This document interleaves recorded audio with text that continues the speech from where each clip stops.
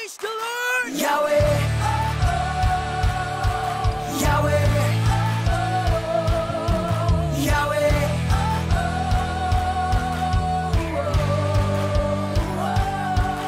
Yahweh,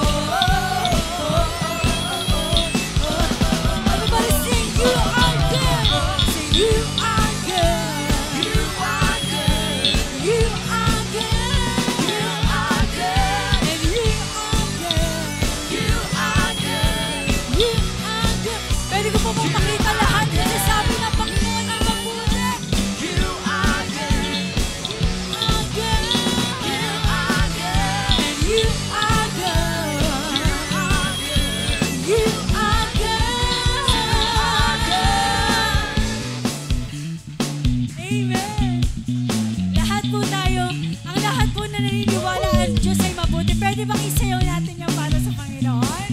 Eh! Woo! Everybody sing! Oh, this is the moment. Oh, everything changes. Oh, parang hinano niya para sa kabutihan ng Panginoon. Everybody sing it out! Oh, this is the moment. Oh, everything changes. Oh, you are my breakthrough. I praise you. I praise you. Amen! Galingan at ka-good. God is good. Amen po ba yun? And tonight, we're gonna sing it loud and loud. Lahat ng ibibigay natin para sa Panginoon.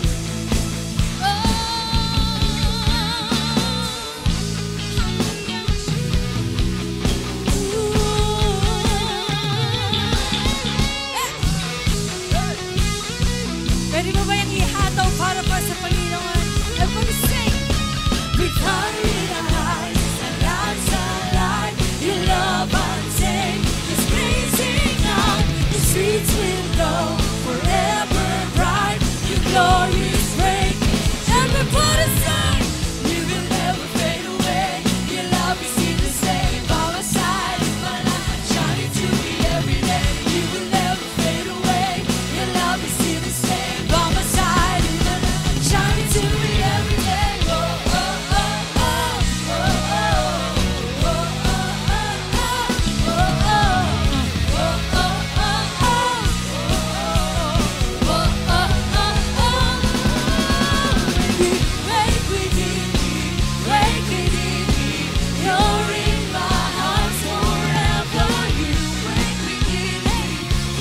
Parang may mas gagaling pa yan para sa Panginoon. Everybody sing!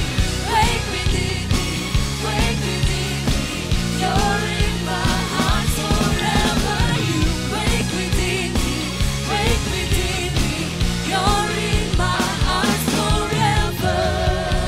Amen. This time, pwede ko po pong makita na lahat na nagmamahal sa Panginoon. Can we give our wave offering to our God?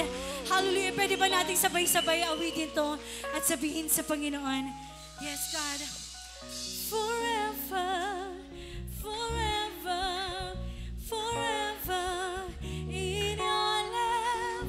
Forever, forever, forever. Parang mahina yan. Pwede mo ba yung isigaw? Forever, forever, in your love. Forever, forever, forever. We know that you will never fade away.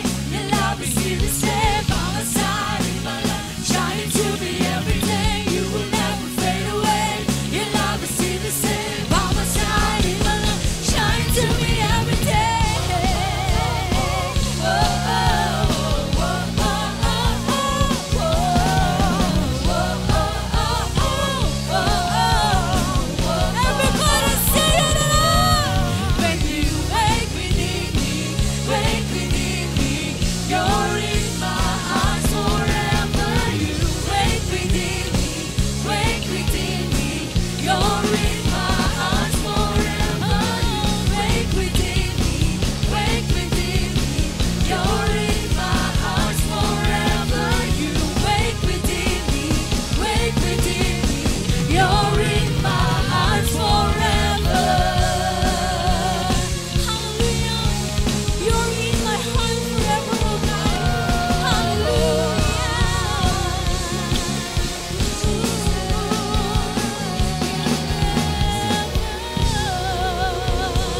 Hallelujah. Come on, sing it out. Shout it out. The name of Jesus. Hallelujah. Hallelujah. Come on, church. Continue to praise. Hallelujah. Hallelujah. We worship you, God. We honor you in this place. Come on, church. Don't stop. Sing it out. Hallelujah. Hallelujah. Hallelujah. Yes, oh God. Hallelujah. We thank you, Lord God, for your love to us, oh God. You are forever in our hearts, oh Lord. Panginoon, kaya kami nandito, Panginoon, dahil sa pagmamahal mo. Kaya kapatid, kung naranasan mo ang pagmamahal ng Panginoon, pwede bang palakpakan muli natin ang ating Diyos? Hallelujah! Sige po yung palakpak na naniniwala na mahal ka ng Panginoon. Hallelujah! Yes, oh God. Oh, we thank you, Lord. And this is our life, Lord. We're here as a living sacrifice, oh God.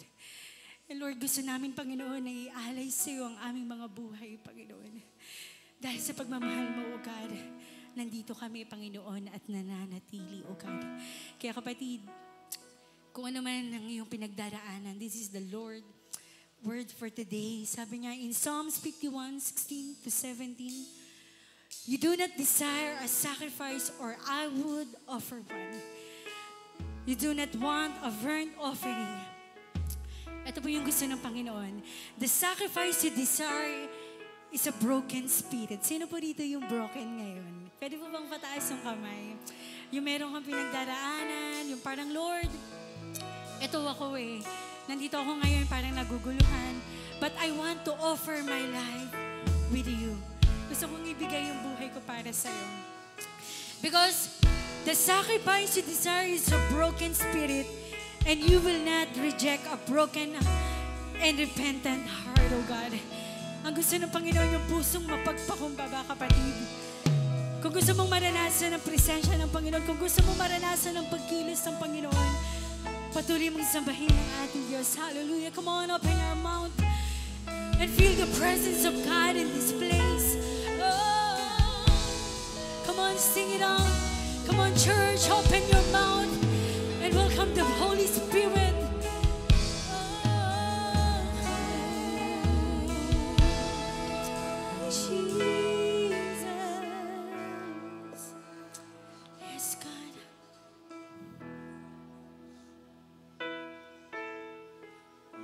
Continuing the presence of God. Hallelujah.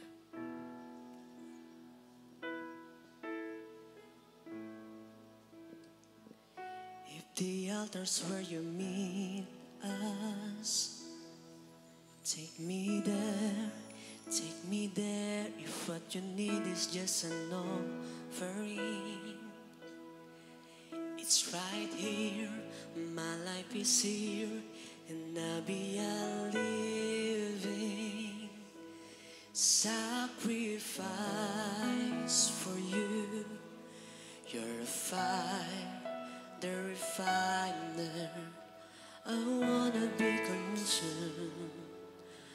I wanna be tried by fire. Purify. You take whatever you desire. Lord, here's my life. I wanna be tried by fire. Purify. You take whatever you desire. Lord, here's my life. If your glory wants to come in, let it fall. We want it all. Your fire is consuming.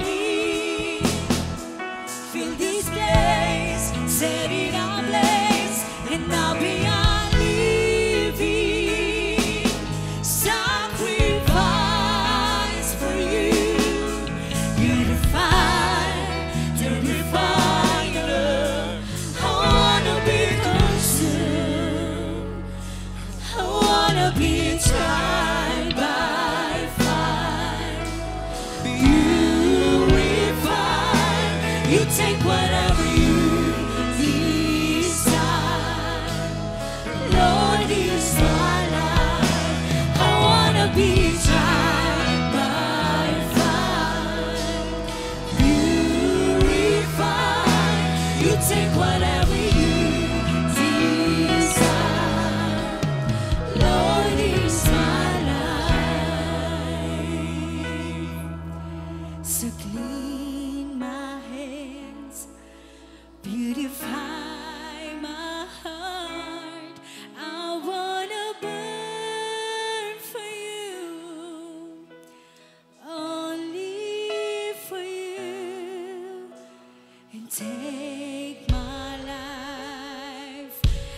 a sacrifice.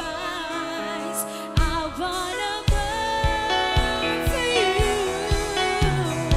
only for you. So clean my hands, purify my heart. I wanna burn for you, only for you. So take my life as a sacrifice. I wanna burn for you, only to clean my hands, purify my heart. I wanna burn for you, only for you. So take my life as a sacrifice. I wanna burn for you, only for you. You're the fire, turn the fire. I wanna be consumed. You're the fire, the refiner.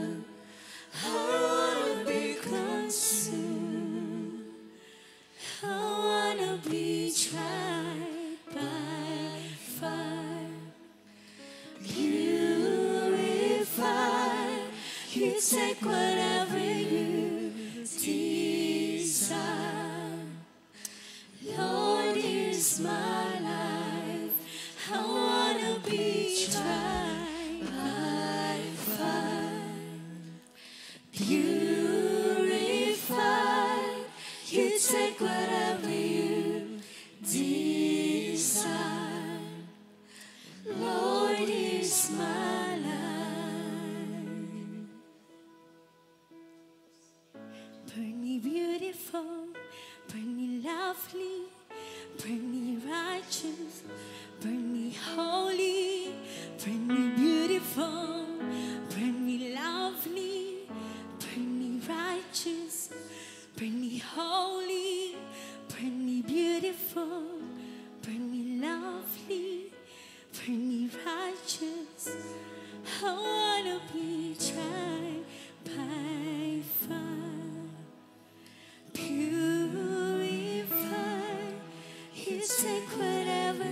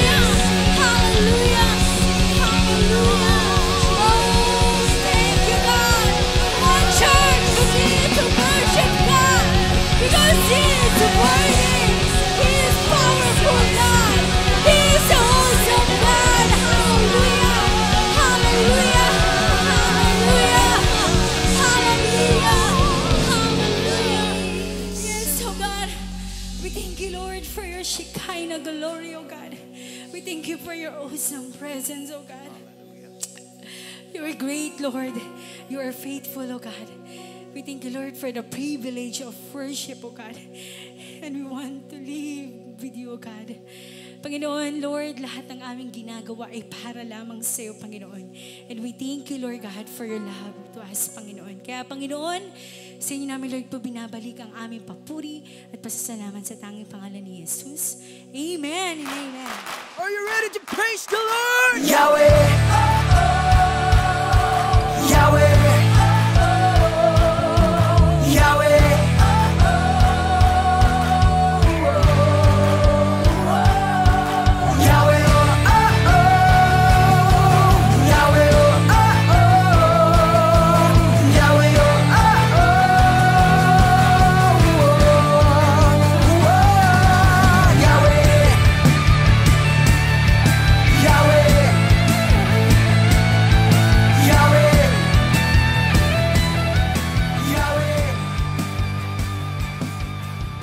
Praise the Lord. Hallelujah. Today, magandang hapon sa bawat isa. Lingunin nyo inyong katabi at ipakita ang pinakamatamis ng ngiti. Amen? Pinakamatamis ng ngiti. Yan. Purihin ng Diyos dahil siya ay tunay na mabuti. Ngayong hapon, ang ating po pag-uusapan is still, nasa tema tayo ng moving forward. At ang pamagat po ngayon ng ating pag-uusapan ay Carpe Diem. Carpe Diem. Sabi mo sa katabi mo, Carpe Diem. Ang ibig po sabihin nito ay simply put, seize the opportunity. Seize the moment. So talagang samantalahin natin ang oportunidad, ang pagkakataon na matanggap natin ang mayamang biyaya ng ating Panginoon. Kaya ito po, sabi sa dictionary ay yung pong carpe diem, Latin po yan, pero ang ibig po sabihin, it is used to urge someone to make the most of the present time. So, we will use this moment na talagang makuha natin yung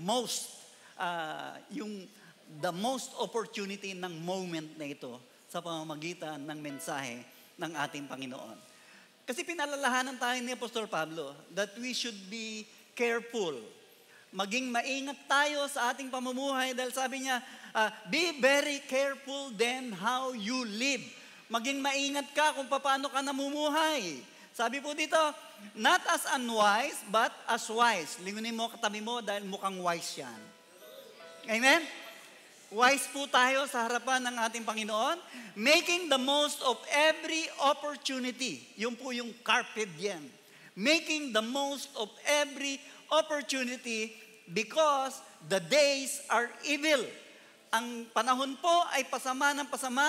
Therefore, do not be foolish, but understand what the Lord's will is. So, wag daw po tayong maging foolish, wag tayong maging mangmang, unawain natin kung ano ang kalooban ng ating Panginoong Diyos. At balik po tayo sa ating talata. Matatagpuan po yan sa Philippians chapter 3. I-start ko po ng verse 10 hanggang 14. Ganito po ang kanyang sinasabi. Sabi po dito, I want to know Christ. Si Pablo po ang nagsasalita dito. Sabi niya, yes, to know the power of His resurrection and participation in His suffering, becoming like Him in His death. And so, somehow attaining to the resurrection from the dead. Not that I have already obtained all this or have already arrived at my goal, but I press on. Yung pong press on dito, I move forward, sabi niya. To take hold of that for which Christ Jesus took hold of me.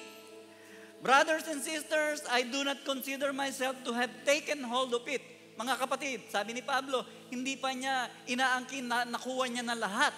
But one thing I do, sabi niya, forgetting what is behind and straining toward, moving forward, what is ahead.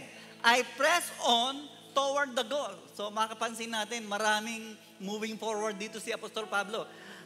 I press on toward the goal. I am moving forward to win the prize. Yun naman pala. Kaya siya nagpe-press on, kaya siya nag-move forward is for him to win the prize which God has called me heavenward. So, upang makamtan ang gantimpala doon sa langit sa pamamagitan ni Kristo Jesus, in Christ Jesus. Once again, Lord, we humbly come before you. Continue to anoint the service, O God, that the people may really understand and receive and accept your message. Panginoon, sa iyo po ang lahat ng papurit at salamat. Sa pangalang ni Jesus. Amen. Amen. Now that we are in the 21st century, mga kapatid, 21st century na. Kaya, lingunin mo ang katabi mo, nagbago ka na ba? Amen. Amen. So, since we are in the 21st century, kailangan nating magbago. At hindi pwede na pag may nangamusta tayo, kamusta ka na? Eto, dati pa rin. Hindi pwedeng dati pa rin. Dahil merong ginagawang mga bagong bagay ang Panginoon araw-araw. Amen po ba? Amen. So meron pong nagsabi na mga marketing firms na nagsasabi, ito po sabi nila, the future belongs to those who see possibilities before they become obvious. Ang sabi po dito ay yung hinaharap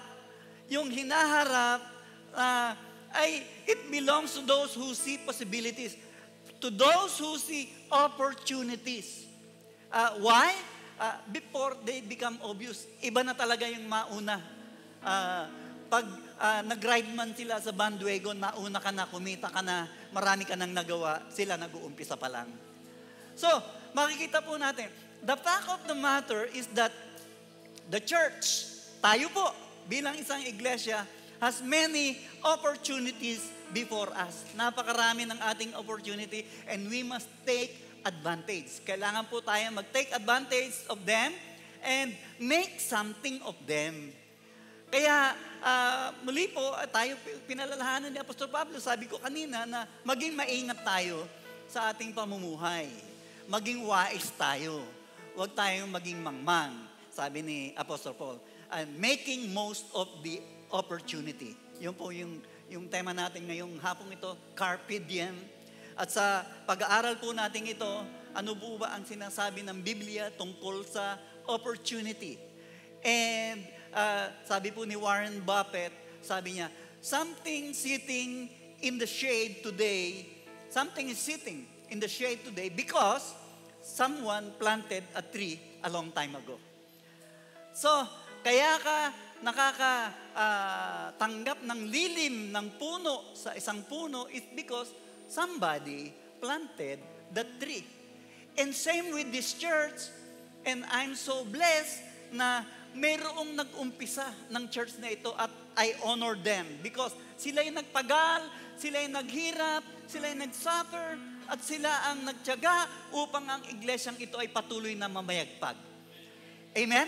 Kaya pinapasalamatan ko sila at ino-honor ko sila dahil sa kanilang pagpapagal. At ngayon, ito ay bunga na lang ng kanilang pagpapagal. And I pray na hindi lamang tayo maging ganito, kundi madagdagan pa ng madagdagan ang kanyang church para tayo ay lalong lumago at lumaki ang ating bilang. At tingnan po natin, pag-isipan po natin sama-sama, yung mga opportunities before us.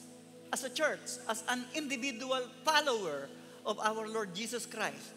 Kaya nga, Carpe Diem, we seize the moment, we seize the day, we seize the opportunity that is around us. Napakarami ng opportunity na nasa ating harapan. And number one is the ability to see opportunities is a key to any success. Kapag nakita mo yung magandang pagkakataon, yung opportunity, yan po ay nagiging susi sa tagumpay.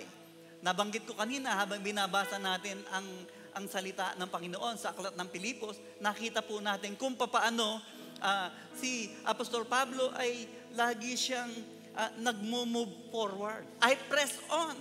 I move forward. I am moving forward towards the goal, heavenward, in Christ Jesus. So, meron siyang goal na makasama ang ating Panginoong Yesus pagdating ng panahon. And isa sa mga ability, hindi lang ang mga mamshi na merong ability sa kusina, na masarap magluto, purihin po, mga anak, pasalamatan natin ang ating mga mama, sa kanilang masarap na pagluluto. Amen ba, mga anak? Amen, amen. Pasalamatan natin. At number one, na makikita po natin, bukod kay Pastor Pablo, ang Panginoong Yesus, napakarami ring opportunity na binigay sa atin. Number one is, Jesus saw the opportunity to encourage others to be soul winners. Ine-encourage ng ating Panginoong Yesus ang marami na sila man din ay maging soul winners, mag-share ng gospel, mag-C2S, at humayo, maggranhayo, humayo, at ipahayag ang pagliligtas ng ating Panginoon. Remember when Jesus Christ came to Simon Peter and Andrew, naglalakad ang ating Panginoong Hesus sa tabi ng dagat pero sinusundan siya ng maraming tao, at sa pagsunod sa kanya ng maraming tao, nasusukol na siya. Kaya ang ginawa niya, nagpaalam siya kay Pedro na pwede bang mahiram yung bangka mo? At nang pumayag si Pedro, doon tumayo ang ating Panginoong Hesus sa tabi ng dagat. Ginawa niyang pulpito yung bangka ni Apostol Pedro at siya ay nangaral. At pagkatapos niya mangaral doon, anong ginawa niya? Sabi niya kay Pedro, pumunta ka doon sa gitna, ihulog mo yung lambat mo.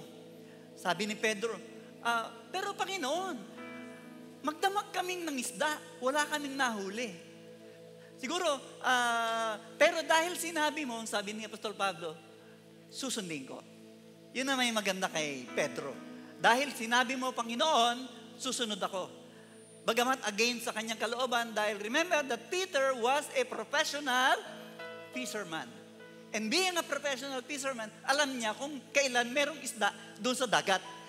Pero, ang ginawa niya, sumunod pa rin siya. Because Jesus gave the opportunity to Peter na sumunod.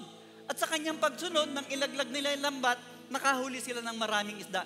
And that was the first miracle. Kaya, ang sabi ng Panginoong Yesus kina Peter and Andrew, sabi niya, come, follow me.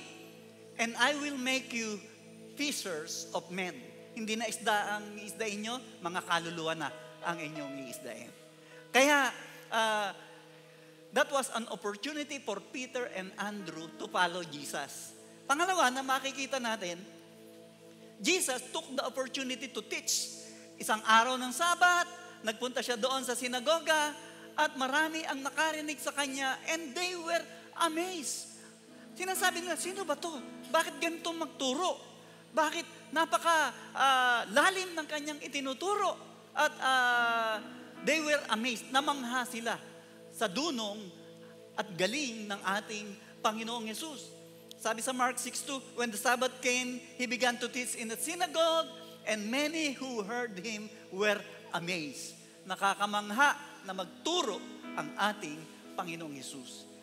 And that was the opportunity of our Lord Jesus Christ to teach.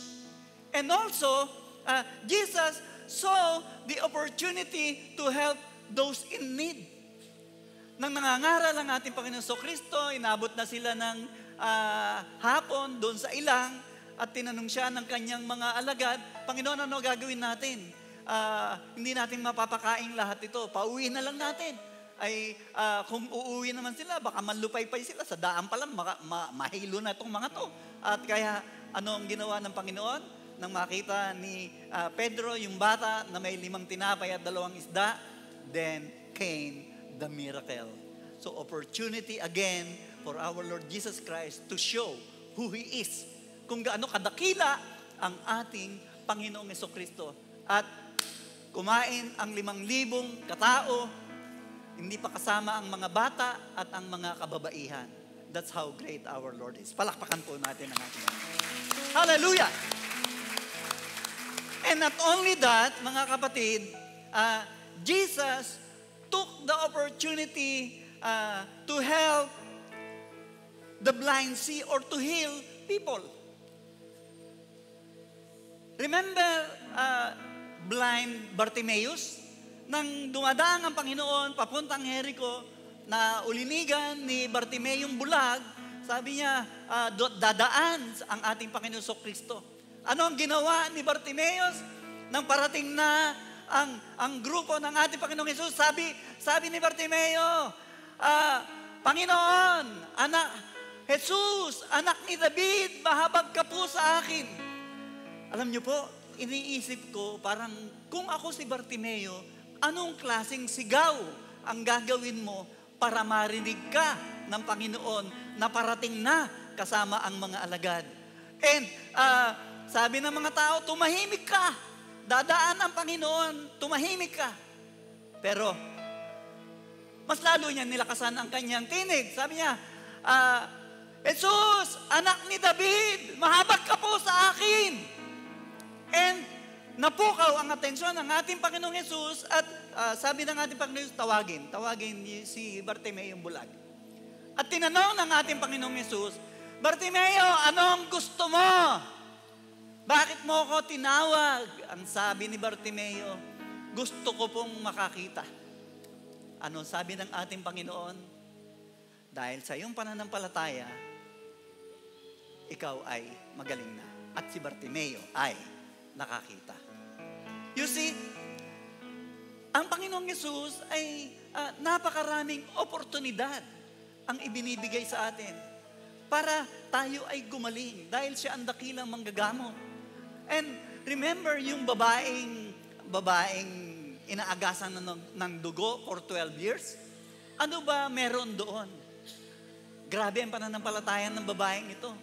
Dahil sa kanyang pagdurugo, noong panahon ng ating Panginoong Yesus sa Israel, kapag ikaw ay dinudugo, you are considered unclean. Hindi ka pwedeng makahalubilo doon sa mga tao dahil pag nahawakan mo o nadikitan mo, sila ay magiging unclean pa rin at magpapalinis pa sila sa kanilang pare sa loob ng isang linggo. And makita po natin, ano meron yung babaeng dinudugo? Ang sabi ng Biblia, ang sabi ng babae, mahawakan ko lang yung laylayang damit ng Panginoong Yesus, ako ay gagaling. That woman sees the opportunity na mahawakan yung laylayan damit ng ating Panginoong Yesus. And if you can just imagine kung bawal kang makihalubilo sa mga tao, siguro siya ay gumagapang at hanggang maabot lang yung laylayan damit ng ating Panginoong Yesus. Pero ano ang kanyang ginawa? Talagang nagsumikap siya. He sees the opportunity na mahawakan ang damit ng ating Panginoong Yesus. And what happened? Nang mahawakan niya, immediately, she was healed. At ang sabi ng Panginoong Yesus, sino humipo sa akin? Sabi ng mga alagad, Panginoon, dami-daming humihipo sa iyo. Napapalibutan ka ng maraming tao. Because Jesus knew that there is power that was released from Him na kaya gumaling yung babae. Mga kapatid, salamat sa Diyos dahil kung nakita ng Panginoon yung opportunity na yon, He took the opportunity to help people who are sick, to heal people who are sick, and many of us are sick. But I tell you, will ng Panginoong Yesus na ikaw ay kanyang pagalingin. Amen? Just have the faith na kailangan. Katulad ni Bartimeo. Ano ang gusto mo? Gusto ko pong gumaling. Ano ba yung nasa puso mo? Gusto mo bang gumaling katulad ni Bartimeo? Katulad ng babaeng balo? Babaeng dinudugo na gustong gumaling? Gusto kong gumaling. Have faith sa ating Panginoon at ikaw ay gagaling. Hallelujah. Hindi lamang yon. Jesus saw an opportunity to teach the people about giving. Naniniwala ba kayong will ni Lord na ikaw ay magbigay at matutong magbigay? Natatandaan nyo yung account na kung saan ay pinapanood ng Panginoon yung mga naghuhulog doon sa kaban ng templo at may lumapit na isang babaeng balo. At yung babaeng balo, ang dala ay 2 pera o 2 kusing na kung saan ay yun na yung kanyang buong kabuhayan dahil siya ay babaeng balo at walang trabaho. At yung mayayaman ay nagdadala ng kaloob sa templo na kung saan ay nakabalot sa supot, parang supot ni Judas, at inilalagay sa kaban ng templo. Sabi ng Panginoong Hesus, sino sa inyong palagay ang totoong nagbigay? Sabi nila, yung dumadagundong pag inilagay sa kaban, bagong, ay yung dalawang pera, dalawang kusing, walang tunog yan. Psst. Pag in-imagine nun, tunog, walang tunog. Pero ano ang tinignan ng ating Panginoong Hesus? Nakita ng Panginoong Hesus yung puso ng babaeng balo. Tinanong niya yung kanyang alagad, sino nagbigay ng totoo? Yung mayaman o yung babae? Yung babaeng balo dahil yun na lang yung kanyang kayamanan, ibinigay pa niya sa ating Panginoon. Palakpakan natin ang ating Diyos. Hallelujah! It was the widow's offering.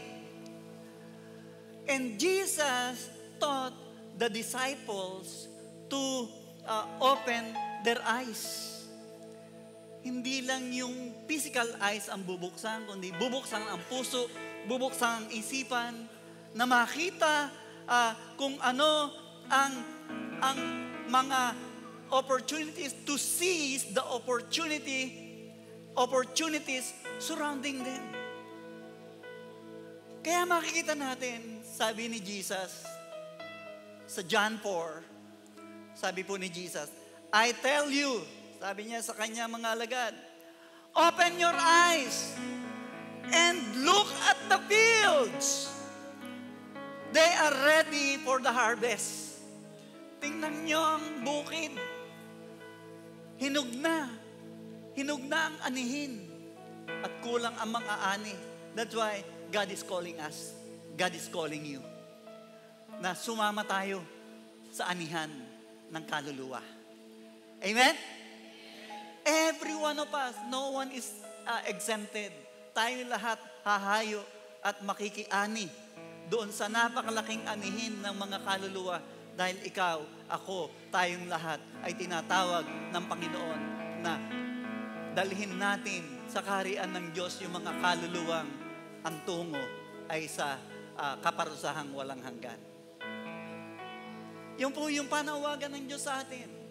That Jesus is giving us the opportunity to be used by God. Na may pahayag natin ang pagliligtas sa ating mga kamag-anak, sa nanay natin, sa mga anak natin, sa kamag-anak natin, pinsan natin, tito natin, tita, lolo, lola, kaibigan, kapitbahay, kapatid. Jesus is giving us the opportunity. Ang sabi ng mundo, opportunity knocks only but once. Pero meron akong isang nabasang quotation, sabi ni Milton Berle. Sabi ni Milton Berle, if opportunity doesn't knock, build a door. Kung hindi kumakatok ang opportunity, magtayo ka ng pinto para may kumatok. Amen ba? Gagawa tayo ng maraming pinto. Ilan tayo? Gagawa tayo ng kanya-kanyang pinto para yung opportunity ay kumatok sa atin. Dahil buksan na natin ang ating mata, ang ating puso, ang ating isipan sa mga opportunity na nasa ating paligid. Napakarami na naghihintay. Ang anihin na hinog na, ngunit kulang na manggagawa kaya tinatawag ka ng Panginoon. Hallelujah. Hallelujah. Tingnan po natin. Ano ba mga prinsipyo involved dito in taking opportunities? We need to see the possibilities. Kaya nga sabi ni Jesus, open your eyes. Open your eyes. Because, sabi ni Ann Landers, many can see opportunity because it goes around disguised as hard work. So parang gawa ka, trabaho ka ng trabaho, hard work, but hindi mo nakikita yung opportunity. And we must eliminate negative thinking and attitudes. Sino ba dito ang may kaibigan na nega? Gusto mo samahan yung mga nega? Nega ka dyan. Amen? Iiwan ka ng mga kaibigan mo. Tama? May, tama ka. Iiwanan iwanan ka ng kaibigan mo kapag ikaw ay nega. Kailangan nating maging positibo sa lahat ng ating mga iniisip. Yung bang sasabihin sa'yo, hindi ko kaya yan. Hindi natin kaya yan. Pero meron magsasabi, kaya natin yan. Gawin natin yan. Kailangan doon ka sasama sa mga positibo na mag-isip. Kasi sabi ni Pablo, sabi niya sa Aklat ng Pilipos, whatever is true, whatever is noble, whatever is lovely, whatever is good, whatever is excellent, think on these things. So yun daw po ang pakaisipin natin, yung mga mabubuting bagay.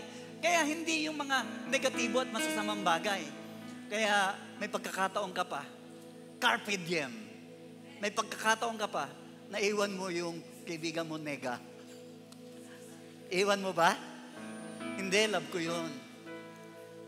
Pagsabihan na lang natin, i-encourage natin na baguhin ang isip. Baguhin ni Lord ang kanyang isip na hindi na talaga mag-iba na at magbago ang kanyang pag-iisip dahil dapat tayo ay makadevelop ng ability to make our effort with zeal and determination and enthusiasm and talagang excited lagi. Yung pagpunta pa lang dito sa church, laging excited. Amen?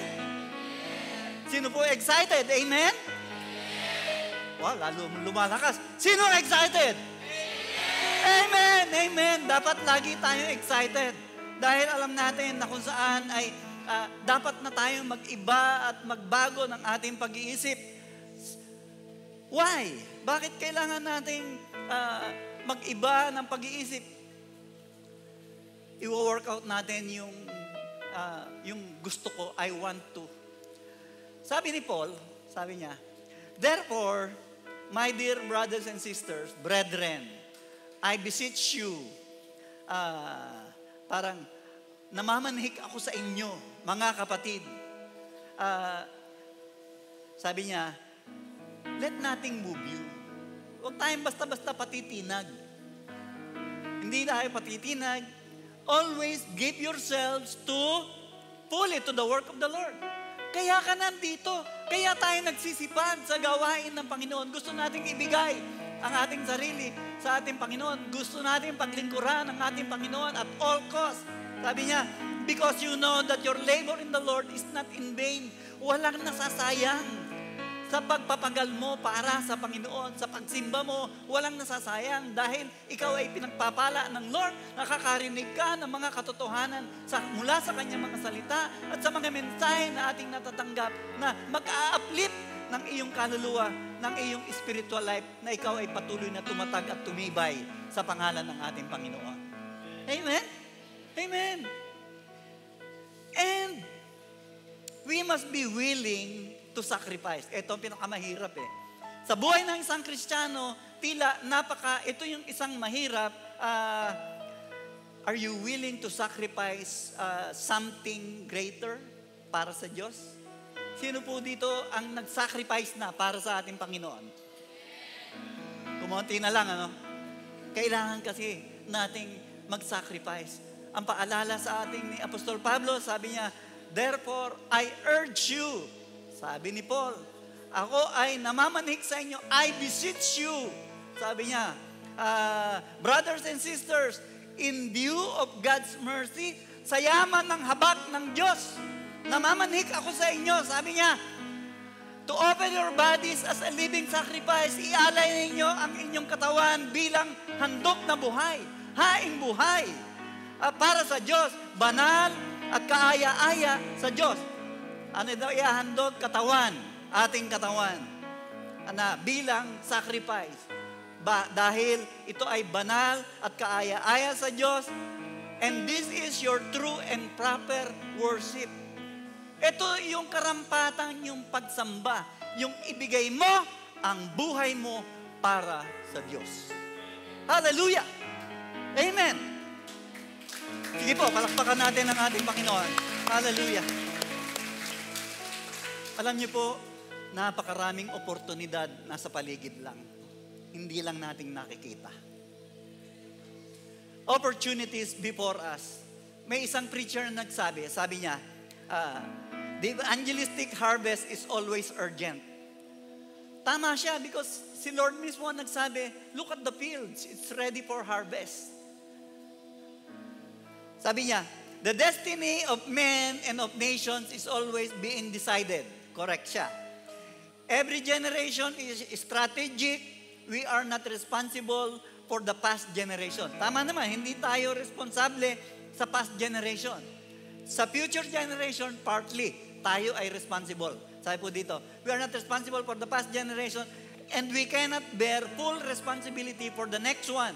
But we do have our generation. Itong generasyon natin, dito tayo gagawa, dito tayo kikilos. Sabi niya, God will hold us responsible as to how we fulfill our responsibilities to this age and take advantage of our opportunities. Kailangan i-take advantage natin yung opportunity. Ano ba yung mga opportunity? Opportunity to share the gospel. Opportunity to work for the Lord. Opportunity for us to do something great para sa ating Panginoon. Alam niyo po, sabi ng Harvard Business Review, meron silang project, ang project ng Harvard Business Review, sabi niya, meron silang tinatawag na market myopia. Ibig sabihin, market nearsightedness. Myopia means nearsighted. So, sila po ay nag-conduct ng pag-aaral at kanilang nakita during the time of nung inimbento yung railroad, yung train na ang tawag nila doon, ang tinawag nila yon na railroad business. Kaya nagtayo sila ng mahabang riles ng train para maka-travel by train ang mga tao. And hindi nila inisip na ang nasa isip lang nila, ang business nila, railroad. So, nagtuon sila sa railroad and train. They did not realize that they are in the transportation business. Should have they realized that they are in the transportation business, ay sana ay nag-invest sila sa paggawa ng eroplano, paggawa ng barko, paggawa ng mga kotse at mga sasakyan. Ay hindi doon lang sila nag-invest. Kaya nahuli sila. And one thing more. During the 1800, na-discover yung telegraph. So, nagkaroon ng telegraph business. Yung dididit, dadit, da. Minsan narinig natin sa cellphone yon. Doon po nag-start yon sa telegraph business, Morse code. So, SOS, dididit, dada, dididit. So, the people in the telegraph business thought that telegraph lang yung business nila. Hindi nila alam na sila ay nasa communication business.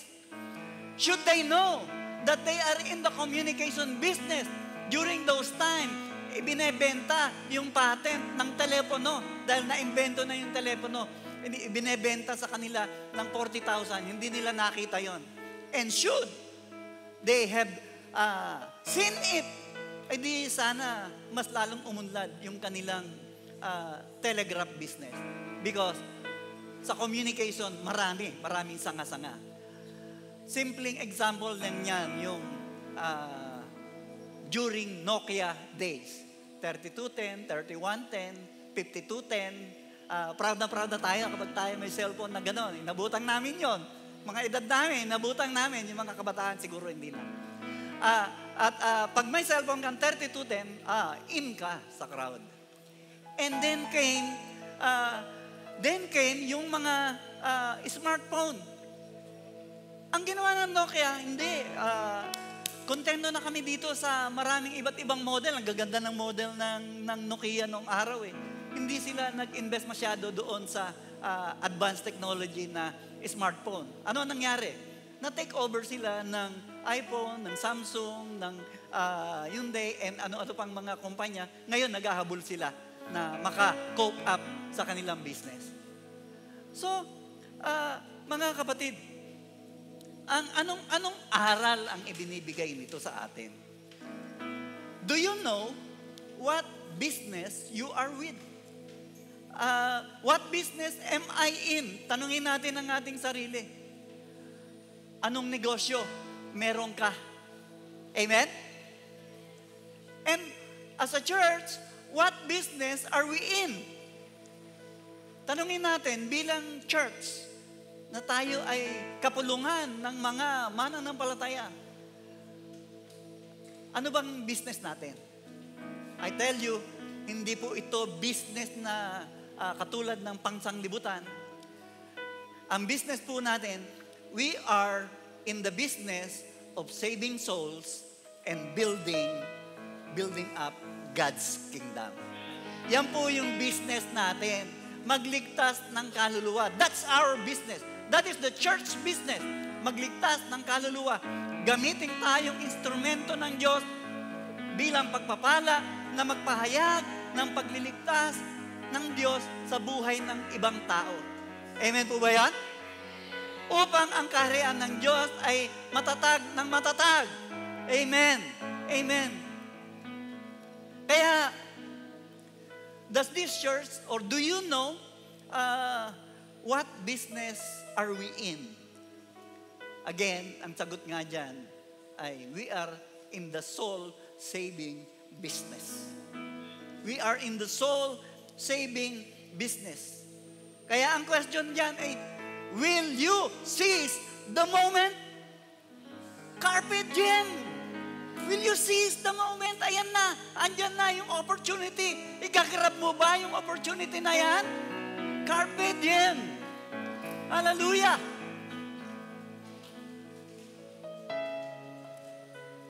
Paalala sa atin ng Biblia.